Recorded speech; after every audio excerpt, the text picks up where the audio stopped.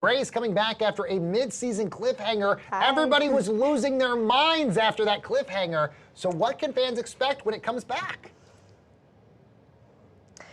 I mean, this season has definitely been crazy from the start, from the get-go. Everybody's losing their minds. This new cliffhanger has really left everything kind of unsettled for everyone. So, I mean, as a fan of the show myself, I'm very excited to see it, and for everyone to see what we have in store. And clearly, to have 16 seasons says a lot about the leadership there and obviously the talent like yourself. I have to ask you, what is it like to work with Shonda Rhimes, and how has she inspired your character? She's such a huge inspiration. She's like a machine. She just keeps making these things that are incredibly successful, and she's such an inspiration for women. You know, we can feel this. There's a very strong driven women on set whether it's the actors or the writers or the set decoration. Everybody's just so involved, and I think it's a real tribute to how dedicated we all are to Shonda and how amazing she is.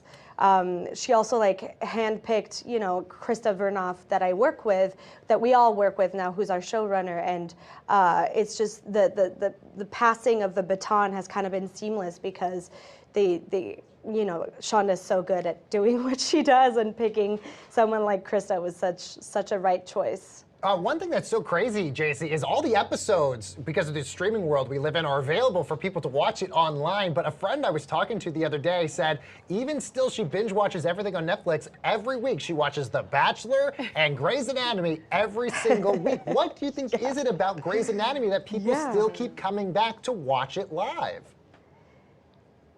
I remember before being on the show, watching it, I would always feel like they kind of followed the news and followed what was the current information that we kind of had out in the world. And now that I'm on the show, I actually realize that they do keep up with these subjects that are important, that speak to us, that we need to hear about and have, different perspective on it.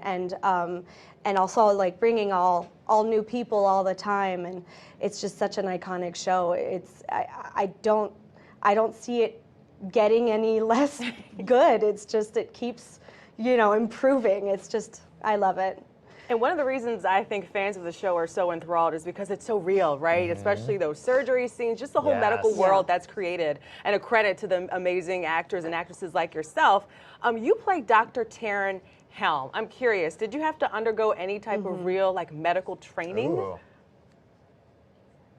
Well, we were offered when we first started. They gave us the option to go in and see. Some of us did open heart surgery, and we had that experience that we could go in and work with real surgeries, which was kind of amazing. I mean, I don't think you get that options that many times, especially as an actor. So that was really cool. And then on set we work with surgeons and real nurses, and they really want to stick to as much reality as they can, and that's also makes the show so real and palpable. One of the other things I love is a good crossover, and Station 19 essentially crosses over a lot with Grey's Anatomy. They're basically so synonymous, these two shows. It actually has its season 3 premiere the same night that Grey's is back on TV. So will we see Station 19 and Grey's working together? Will there be a crossover episode? I mean, this season, our showrunner Krista Vernoff is now showrunning also Station 19, and I think we've really meshed into where we feel like a family, like we're one unit now, and it's all based in Seattle as well, which makes it kind of amazing for us to be able to do these crossovers. Definitely, the first episode of the season for Station 19 and of our second half of our season for us is an important Grey's and Station 19 bonding moment. I'm very excited about that one. So as we mentioned, you do play a doctor. I'm curious, did you have any interest in the field of medicine prior to assuming this role? I mean, I honestly wish that I had the stamina and commitment to studies that I could have gone through the training to become a doctor. But yeah, I come from actually from a long line of health specialists, And so it's kind of been in my family. I have cousins who are now going through school to become doctors, and I made it before they did. So it's a very big accomplishment for me. Yeah, but Jaicy, you're also an ambassador for Valley Community Healthcare. So tell us a little bit about that and why that was so important to you to be a part of. Yeah.